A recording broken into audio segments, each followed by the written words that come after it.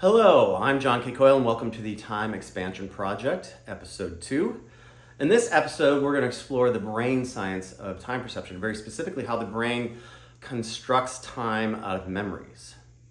And the essence of memories, are they written, are they stored, are they recalled? We'll come to all three of those. And we'll return to Kairos and Chronos, which we talked on Episode 1, and how that relates to memory, recall, storytelling, and things like that. So let's start with the most rudimentary sort of perfect picture of the brain. The hardest thing the brain does is to write memories from short-term memory to long-term memory.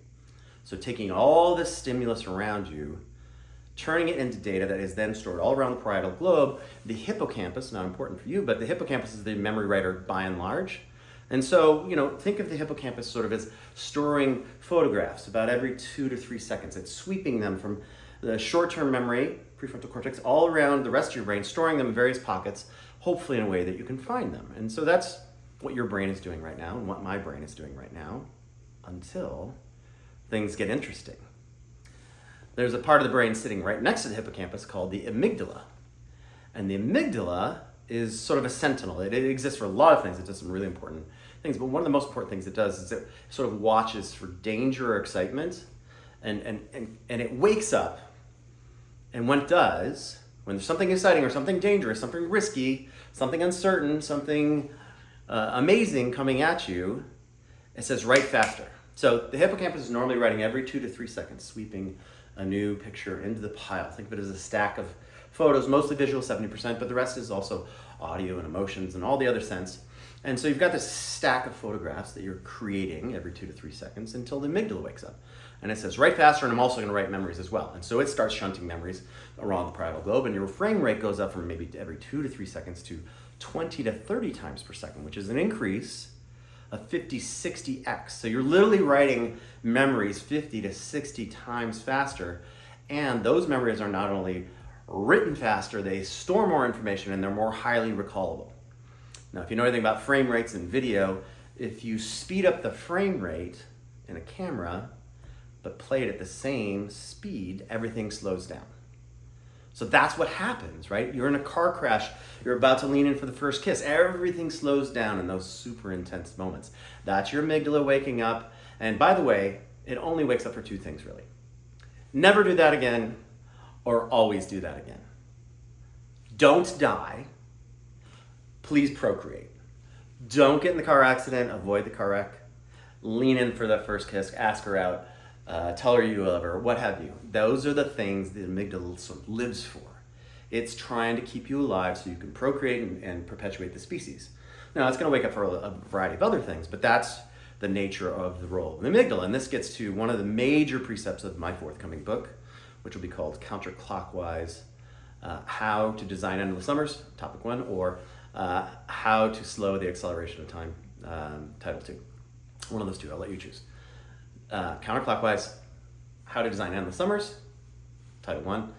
Counterclockwise, How to Slow the Acceleration of Time, title number 2.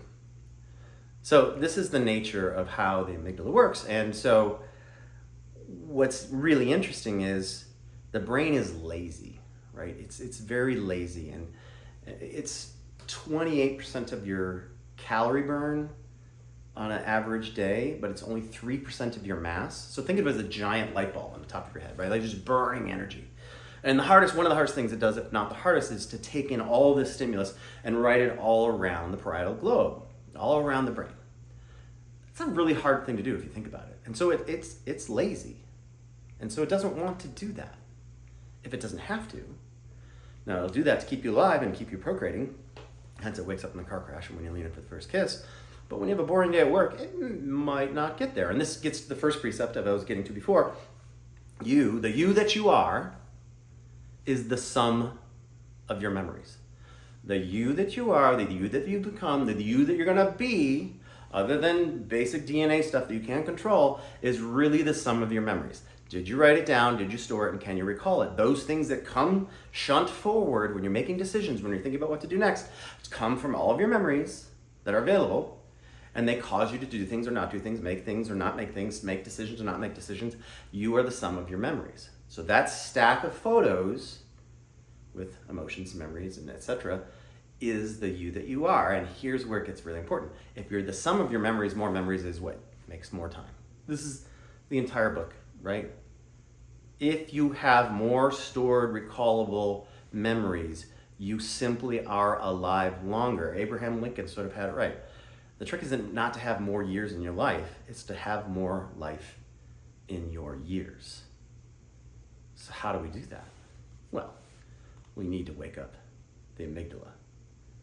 We're going to get into how to do that in the next episode, but I'll leave you with two thoughts. First is, if amygdala written memories are the ones that are more highly stored, more densely stored, and more highly recallable, well then risk and uncertainty and excitement and uniqueness are key drivers for memory creation. And this gets to another adage we've all heard before, but it's totally true. Life begins at the edge of your comfort zone. Life begins at the edge of your comfort zone. If you're living a safe, comfortable life in your armchair with your Paxil, your air conditioning, your routines, and your staid pace, well, that's not going to lead to the kind of life where you store a lot of highly recallable memories. But you're willing to take the risks to step out and get out of your comfort zone, well, that's when memories are laid down. So it really works. So I will leave you with the same thought that I'll leave you with every single time. The entire book, the entire series, everything that I know is summarized in one sentence, which is, the value of an increment of time is not related to its duration. We'll see you in episode 3.